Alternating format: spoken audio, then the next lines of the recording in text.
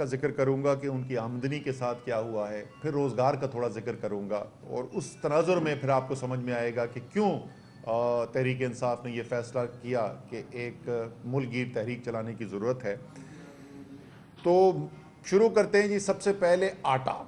Pakistan bureau statistics की ये तमाम अदाद शुमार जो मैं दे रहा हूँ, इसमें कोई अदाद शुमार ऐसा नहीं है जो हुकूमत की, इस इम्पोर्टेड हुकूमत की शाया करदा पब्लिकेशन से ना हो। इसमें कोई मेरी ज़ाती राय शामिल नहीं है। जहाँ मेरी ज़ाती राय होगी वो मैं अलग से उसका जिक्र कर दूंगा, जैसे मैं आटे में करूँगा। जो ऑफिशियल इस वक्त पाकिस्तान ब्यूरो स्टेटिस्टिक की वेबसाइट है वो ये कहती है कि आटे की 20 किलो की का जो थैला है वो औसतन पाकिस्तान के अंदर 1619 रुपए का बिक रहा है। वो और बात है कि इस वक्त ये कहाँ बिक रहा है ये किसी को नहीं पता। हाँ, कराची के अंदर तकरीबन 2500 रुपए का हुआ है, जहाँ 15 किलो आटा जो मिल रहा है वो इस्लामाबाद का मैं आपको बता सकता हूँ वो 1800 रुपए से ऊपर जा चुकी है कीमत। लेकिन चलें, हम जैसे मैंने कहा सिर्फ वो आदाद शुमार इस्तेमाल करेंगे जो हुकूमत के शाया करदा हैं। 1619 रुपए और एक साल पहले ये था 1168 रुपए, यानी 39% इजाफा। फिर आपकी चावल पे आ जाएं। चावल की 1 किलो की कीमत 103 रुपए, एक साल पहले 75 रुपए, यानी 37% इजाफा। दूध 149 रुपए, एक साल पहले 114 रुपए, 31% इजाफा।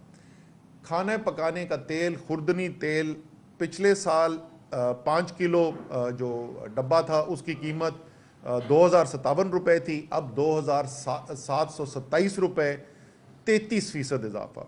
मसूर की दाल अब 260 रुपए, पिछले साल 208 रुपए, 25% इजाफा। पेट्रोल की कीमत 216 रुपए, पिछले साल 141 रुपए, 53% इजाफा। डीजल की कीमत 229 रुपए, पिछले साल 139 रुपए, यानी 65% इजाफा। ये इजाफा अगर आप देखें तो औसतन तकरीबन 35 से 40% का इजाफा आपको नज़र आ रहा है। बुनियादी चीज़ें जो इस्तेमाल करता है एक गरीब इंसान, एक मुतवस्सित तबके की ज़िंदगी गुजारने वाला इंसान, और ये किस साल हो रहा है? पिछले साल अगर आपको याद हो तमाम दुनिया में एक महंगाई की लहर आई हुई थी। कोरोना के बाद जब वापस मईशत दुनिया की खुलनी शुरू हुई, पाकिस्तान में तो अल्हम्दुलिल्लाह हमने बंद होने नहीं दी थी, लेकिन बाकी दुनिया के अंदर मईशत बंद हुई। जब वो खुलनी शुरू हुई तो अशिया की कमी वाक़या हुई, सप्लाई चेन्स जो हैं वो डिसरप्ट हुई, और उसकी वजह से तमाम दुनिया के अंदर एक महंगाई का तूफ़ान आया जिसको कमोडिटी प्राइस सुपर साइकिल भी कहा जाता है टेक्निकल इस्तिलाह के अंदर। लेकिन वो तो पिछले साल के आखिर तक ख़त्म होना शुरू हो गया था। इस साल तो कीमतें नीचे आती रही हैं। मसलन मैं आपको बताऊं कि खाने पकाने की तेल की, खुर्दनी तेल की, मैंने आपको बताया कि कीमत जो है वो 33% बढ़ चुकी है पाकिस्तान में पिछले साल की निस्बत। लेकिन इसी अरसे के अंदर पिछले साल से बैनुल अक़वामी मंडी के अंदर खुर्दनी तेल की कीमत आधी हो गई। बैनुल अक़वामी मंडी में खुर्दनी तेल की कीमत आधी हो गई और पाकिस्तान में 33% इजाफा हो गया। इसी तरीके से मैंने आपको बताया कि डीजल की कीमत पाकिस्तान में 65% और पेट्रोल की कीमत में 53% इजाफा हुआ, जबकि आलमी मंडी के अंदर जो पेट्रोल की या ऑयल की प्राइस थी वो उस वक्त कोई $110 के करीब चल रही थी, और वो अब कम होके वो 80, कभी 75 पे आ जाती, कभी 80, कभी 85, तकरीबन औसतन $80 के इर्द गिर्द घूम रही है। यानी आलमी मंडी में जिस वक्त कीमतें ऊपर थी तो पाकिस्तान में कीमतें कम थी, या पाकिस्तान में कीमतें बढ़ गई हैं जबकि आलमी मंडी के अंदर चीज़ें कम हो रही हैं। पाकिस्तान में कीमतें क्यों उस वक्त इतनी नहीं बढ़ी थी जितनी आलमी मंडी के अंदर बढ़ी थी, ये भी मुझे याद है। उस वक्त मैंने प्रेस कॉन्फ्रेंस की थी, बड़ी तफसील से तमाम दुनिया के साथ तकाबली जायज़ा करके दिया था। उसकी वजह यह थी कि इमरान खान अवाम के वोट लेकर आया हुआ था और उसको अवाम का उसके दिल में दर्द है, इसलिए तमाम फैसले हो रहे थे कि किस तरीके से मैं अवाम को इस महंगाई के बोझ से बचा सकूं जो एक गैर मामूली आलमी सूरत हाल पैदा हुई है, उससे कैसे बचाया जाए। जिसको ये हुकूमत क्या कहती है, उसको ये कहती है बारूदी सुरंगें। अवाम को रिलीफ देने को कहते हैं बारूदी सुरंगें, और अवाम के ऊपर महंगाई को का बोझ डालने को क्या कहते हैं, ये मुश्किल फैसले। अल्लाह ताला इनको हिदायत दे।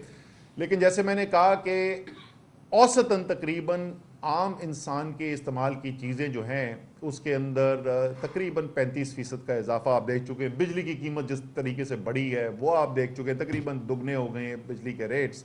गैस की कीमत जिस तरीके से बढ़ाई गई है। आमदनी के साथ क्या हुआ है? आमदनी उसी पाकिस्तान ब्यूरो स्टेटिस्टिक्स की आदाद शुमार के मुताबिक आपका एक पेंटर है, एक दिहाड़ीदार मजदूर है, इन लोगों की आमदनी में पिछले एक साल के अंदर कितना इजाफा हुआ है? 9 से 11% 12% के दरमियान, यानी 10-11% का इजाफा हुआ है उसकी आमदनी में।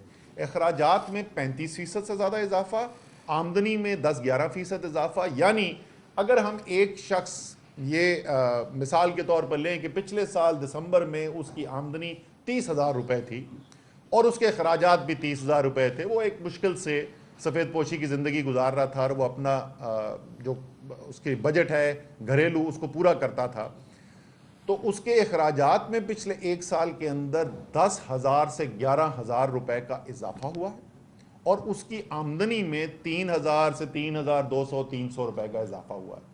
यानी उसकी आमदनी और उसके अखराजात के अंदर 7 से 8,000 रुपये का फ़र्क आ गया है। अब ये मुझे शहबाज शरीफ बताएं कि ये फ़र्क वो कहाँ से पूरा करेगा? शहबाज शरीफ साहब, आपने तो वादा किया था कि मैं अपने कपड़े बेचकर अवाम के ऊपर बोझ कम करूंगा। अरबपति नहीं, आप तो महा अरबपति हैं। 16-16 अरब रुपए की तो टीटीज आती हैं आपके अकाउंट के अंदर, तो कपड़े भी बहुत सारे होंगे आपके। जरा कौन को ये बताना पसंद करेंगे कि आपने कितने कपड़े बेचे, उसमें से कितना पैसा आपने जमा किया और वो अवाम की रिलीफ के लिए कहां पर खर्च हुआ? फिर एक दिन तकरीर में उन्होंने कहा मैं सारी सारी रात जागूंगा।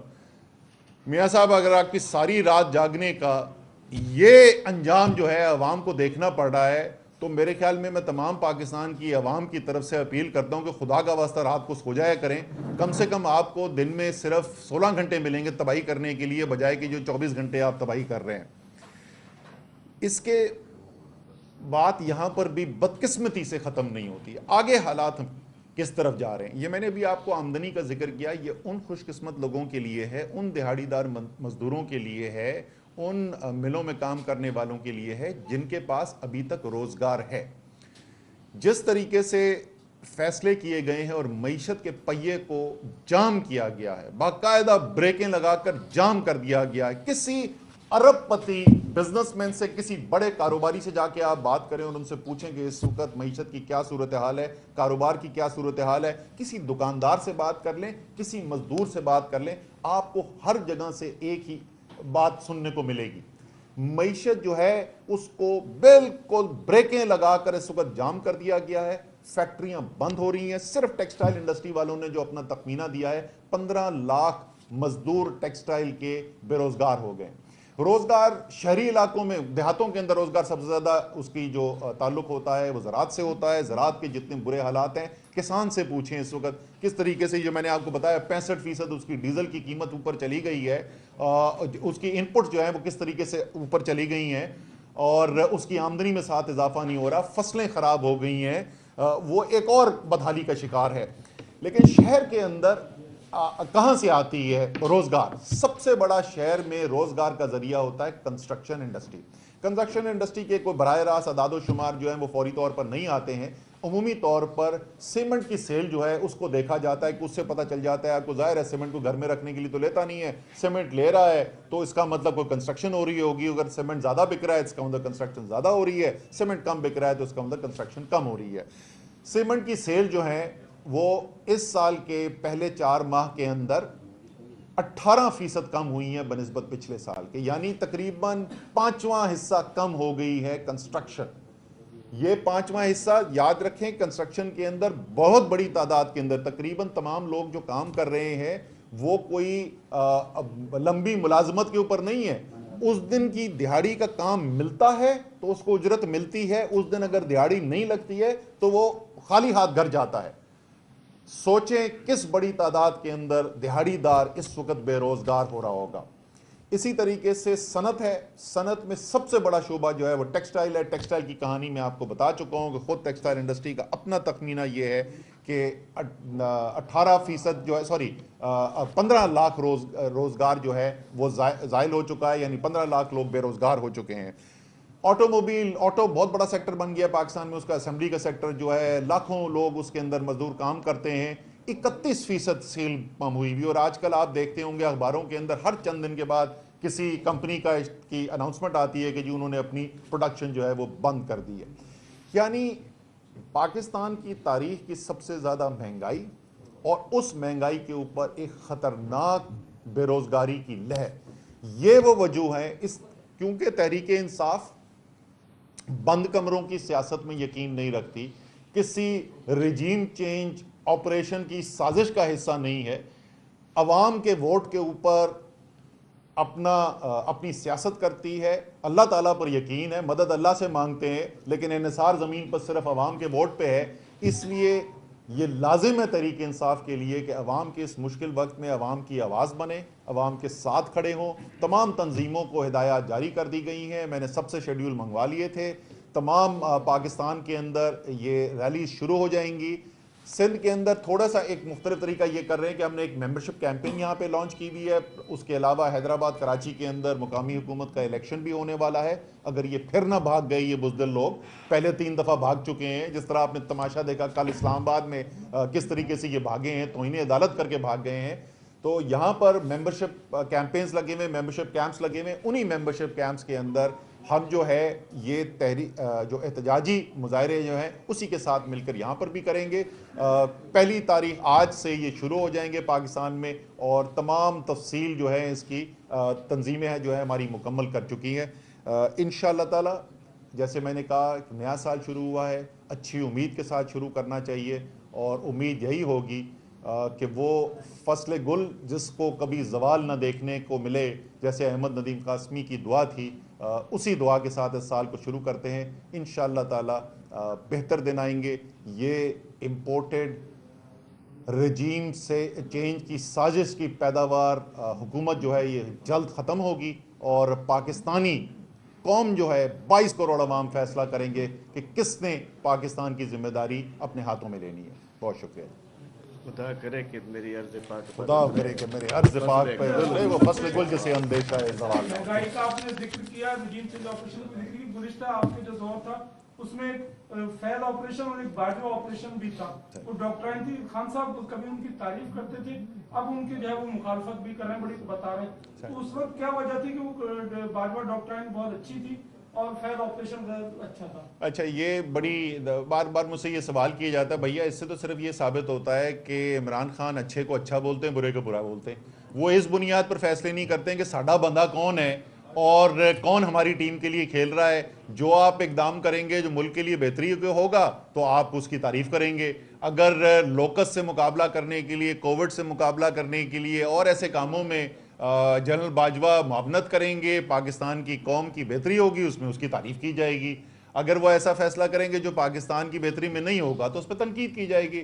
इसमें इतनी परेशानी की क्या बात है? एक नैरेटिव ये भी बन रहा है कि कराची शहर में मुत्तहिदा कौमी मूवमेंट को एक किया जा रहा है, और वो बिलखुसूस ये बयानिया बन रहा है कि पीटीआई का जो 14 सीटें वो क्लेम करते हैं कि हमारी छीनी गई हैं, उसके रद्द-ए-अमल और उस चीज को जो है वो कर रहे हैं। इसमें क्या कहेंगे सर? अच्छा जी, पहली बात तो वो जो छीनी गई है ना, ये हमें बड़े हमारे दोस्त कहते थे।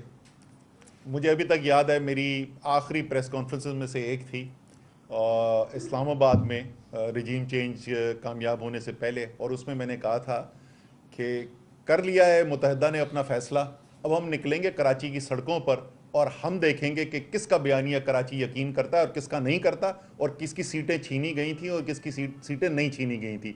भैया अभी तो कोई बहुत पुरानी बात नहीं हुई है, 2 महीने पहले इलेक्शन हुए हैं। पहले महमूद मौलवी साहब मेरे साथ बैठे हुए, इनका इलेक्शन हुआ है, फिर इमरान खान का यहाँ पे इलेक्शन हुआ है।